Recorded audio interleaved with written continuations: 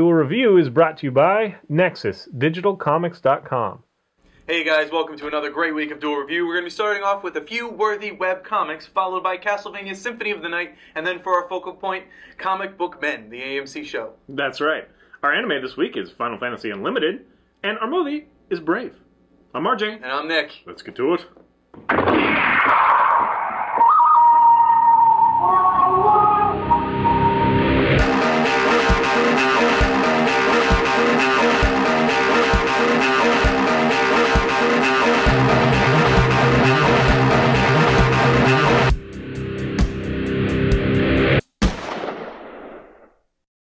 Today is the 19th of November, and we're taking a look at a few worthy webcomics. That's right, and this is kind of an interesting topic because we were looking for comics, and I had brought up to him before Ctrl-Alt-Delete, which was one of my favorite webcomics, so we started looking at other webcomics, and we found a site called, topwebcomics.com, and they have some pretty interesting comics there, and we started perusing Well, those. yeah, they were rating comics, and so Right. we looked at the top ones and then on down, and that was a good one. I also have been a long time appreciator of Blade Kitten, but Right. I don't think we're going to review that this time. Maybe we'll do a part 2 kind of thing. But anyway, so yes, it started with Ctrl-Alt-Delete. Yeah, so I thought everyone knew about Ctrl-Alt-Delete, especially if you're a gamer. Who doesn't know about Ctrl-Alt-Delete? But apparently RJ doesn't, so I figured I'd bring it out to you guys to let you guys know, because there is a big deal behind Ctrl-Alt-Delete. So Tim Buckley created it in 2002, and it's an ongoing series. It's still going on today, and originally it followed two characters, Ethan and Lucas, and they're just kind of Sunday morning kind of sitcom type shenanigans until they started kind of gaining more personality, and the stories became more more rigid. There became actual story arcs. Things actually started to happen. Consequences became real. But all of it follows like just this kind of funny undertone. So we start off with Ethan. Well, it's really about Ethan and Lucas. Lucas is more of the he's the conscience. He's the guy that kind of guides things. But he's very slacker. He's a straight man. Yeah, but he's very slacker too. So he'll sit down and play video games when he really should be working. Because that's kind of the tone in the book or in the series. Because books imply paper. This is an online thing. Anyways, so Although they are printed, right? they are printed. You have 3 volumes out in So there stores. you go. Yeah, but it didn't start that way. Anyways, so you have Ethan, who's just kind of this flamboyant character. He just does things. He invented Wintereen Miss, which is a somewhat celebrated holiday in real life. In that sometimes, every now and then, you'll find a store that celebrates it with either discounts on things. So, I think Ubisoft did like a half-price discount the entire week of Wintereen Miss. So that's interesting. It's like December Ween from Homestar Runner. Yeah. In addition, you also have he started the Church of Gaming and the Gaming Gods, and the god of FPS and the god of this. So that was pretty fun, and he's got this little crown and stuff, and it's pretty awesome. The crown was for Wintereen Miss. But in any case, it started a lot of things. It really brought it helped bring gaming into pop culture. Now, I'm sorry, where did it show up? Was it like G4, or how did it show up? What was the first? What? Where did you find it? Oh, it just started off as its own comic. Just the guy got some space online and started pushing it out. That's the thing, is like, how did you find it? Because I don't really follow this kind of stuff usually. I'm not really. It was word of mouth, actually. You started doing like searches for fun comics, and people found it, and I heard about it from my cousin. Actually, I hear a lot of things from my cousin. I should talk to him more. I should talk to him more, apparently. Yeah. So he showed me it, and I started with page 1 and moved all the way across, to the ending at the time, and I love it. The series is awesome. So Ethan, he takes apart his Xbox and he builds a robot named Zeke, or it used to just be Xbot, and then they gave him the name Zeke. And Zeke is a fun character as well, kind of like Bender from Futurama, but he's kind of got his own personality too. They both have this kind of like destroy humans type thing, but they both also want to play. Zeke and Ethan want to play video games often. In addition, you also have the coming of age story. Like they're slackers, they don't know what they're doing, they're falling behind on rent, and now they have to become men, so they have to find their career. It's very rooted for geeks and whatever, people who have programming jobs or whatever. It ties into that. They're definitely pro PC, which is funny. Yeah. Although there was that one Linux user who lived in the basement with he had the pet. Right, and penguin. I hated that guy. Yeah, he was funny though. I mean, the Penguin Well, was yeah. funny. In any case, the series is great. I highly recommend reading it. There was something I was going to say, but I seem to have forgotten it. So yeah, that's Ctrl Delete. It reminds me a little bit of the Rooster Teeth comic. A lot of people, I'm sure, are familiar with Rooster Teeth, and the comic they used to do was a lot of fun, and they would, you know, make characters in Halo or whatever do that from time to time as well, so it wasn't always the personalities around the office, but it did center around the personalities in the office and just kind of how they approach things differently in just an exaggerated way. And that's the same sort of thing that these guys do. Right, right. The other thing that I just found out that I wanted to say was that there's also an animated series, which I did write it down. It came out in 2006, the animated series. So this guy actually makes a living off of this one thing that started in 2002. Now, 10 years later, he's still doing it, still making a living, still, you know, he lends his talents elsewhere, like he's done comics and you know, written and illustrated for comics. And so this guy really made a life for him based off of this one thing, and I envy him for that because I wish I could do that. You know, I wish I had that ability. Talking about like, you know, Trey Parker, Matt Stone, Yeah.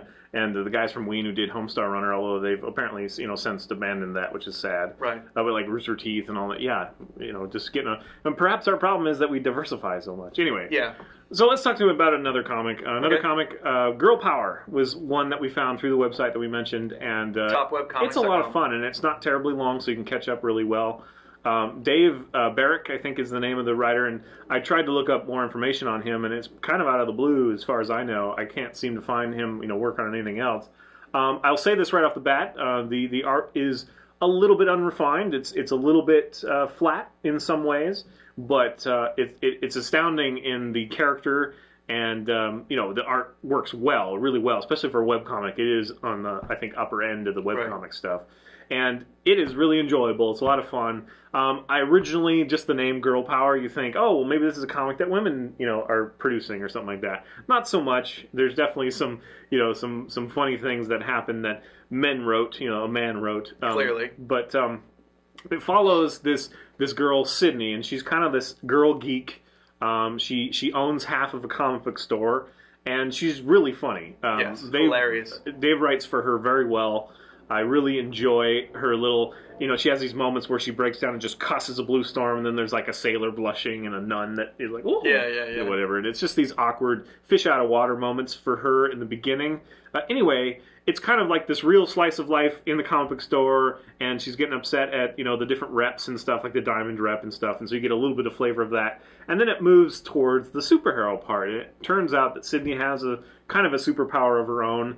She can control these spheres, and I don't want to give away too much, but she meets Maxima first, which is kind of this, like, it's almost gold skin, but she keeps saying, it's not gold, where she's got, like, this kind of armored skin. She's really strong, and they have a lot of fun where they try to explain her powers. Like, she can lift up an ambulance, like, you know, like, but what we've seen, you know, we've seen, like, Hulk, like, grab the fender and lift the whole thing up, where the fender would really, you know, in real life tear off. But they're like, oh, well, it's actually telekinesis kind of thing, but it has to be through physical contact. So they you know, they kind of put another layer on there that's kind of fun, which you'd be like, well, that kind of just raises more questions than it answers, but still, it's like a fun little attempt, and I get a lot of fun out of the interpersonal relationships. There are mostly girls on this team that Sydney, her name is now Halo, and she becomes part of. There is Dabbler, which she's kind of the oversexed succubus kind of thing, and she's shades of what's her name from Avatar kind of thing. Oh, she's just a blue, you know, like alien creature that's kind of sexy to some people and whatever. I think she's a little over top. I wish they'd tone her down a little bit, but fair enough. And then there's Harem, who can be in 5 places at one time, and she's also a little oversexed, but I think some good things come of that. There's kind of this interplay. She's always trying to get like Maxima in trouble kind of thing. And there's one, her name is Heatwave, and she's very slow. Yeah. And so, dim-witted. It's just more, and there's Anvil, which is a, you know, big tough girl, and I don't know, there's some fun characters. There are some guys. There's Math, who is just kind of this, he's a human, like he's not super powered, but he's so good at martial arts and like calculation that he's on the verge of, you know, being super powered. Right. And then there's a couple of the other guys. Shapeshifter. Too, yeah, which, again, don't want to ruin too much. But it's just about this group. And so far, it's just been some fun. You know, there's also a couple of regular humans that, you know, the commander-in-chief and the, whatever, and they all hearken, they remind you of other people that you've seen in movies or whatever, so you're able to draw on that previous experience and kind of fill in the gaps. And they just have a lot of fun. There's plenty of times where I was like, that's clever. Yeah, this comic especially made me laugh out loud. Mostly when Sydney's kind of, when she does her thing and she snaps and becomes this really funny character. And I think they've toned that down throughout the series. It's kind of unfortunate. It's kind of moved towards more about the superheroes. Right. Which she is a part of. Yeah. But I think she's a hilarious character. I also love the character interplay. It's just a lot of fun. Yeah, and they come up with things like, I think the last episode introduced Luftwaffles, which is funny, just the name of a restaurant, and it's just fun all around. Oh, and she likes spicy food, and you love spicy food, so you guys have like a kinship. Yeah, it'll be fun to watch. Okay, and the last one that we wanted to bring to your attention is Two Kinds. This one I was kind of skeptical about bringing to your attention because there's a lot of bad things, I don't know how to say that, bad press around it because it's got like the furries in it, which it was kind of...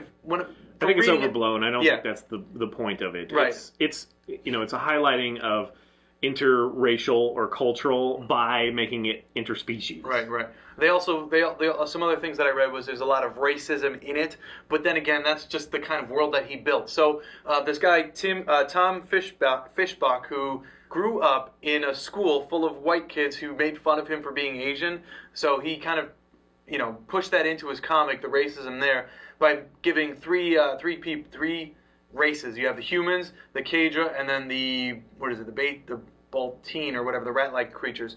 And the only two that you really have to worry about is the humans and the Kadran, because you have Trace Legacy, who is this amnesic boy who has all these powers that no one really knows, which is kind of done before, but it's kind of endearing with him because he just wants to be an innocent person. And then you have Flora, who's this cat-like tiger-type deal, anthropomorphic character, who she's very open with herself, and I don't know how to say that.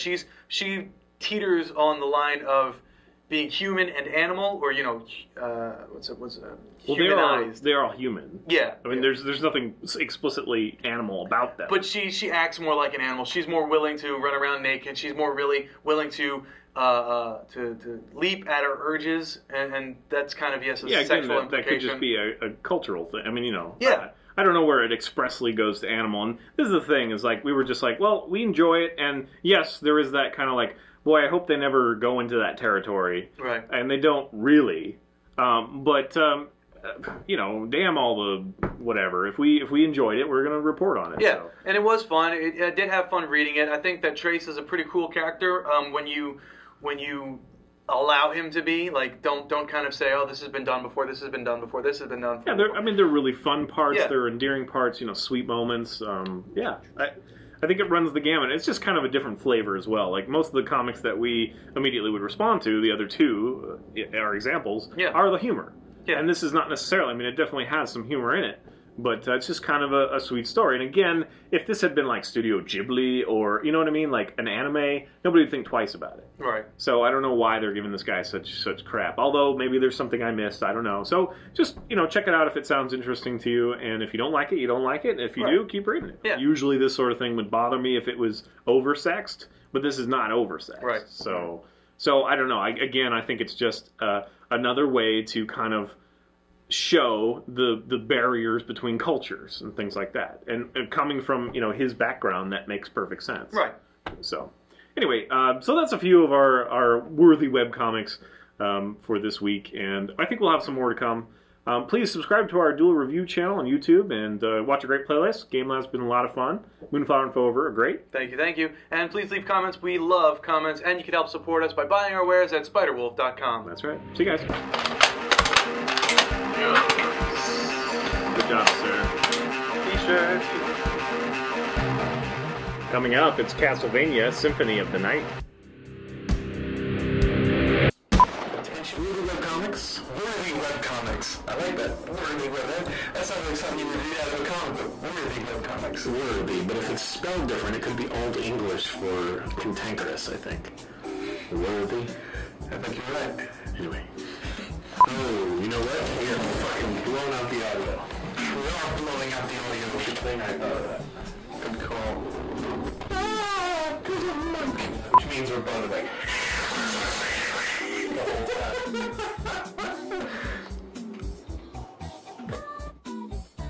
Oh man, we had that great joke with the foot in the inch. Recreate it. We have different audio setups for Game Labs and for Dual Review, and Game Labs is much louder. Our camera's very sensitive, so yeah, if I kept the joke in, it'd be like.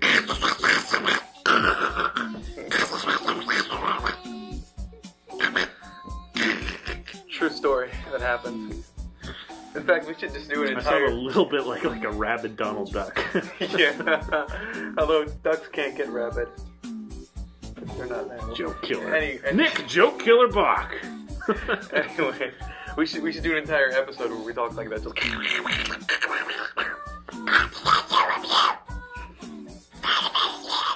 Oh, I like to use it. Yeah. I don't know how long you can keep that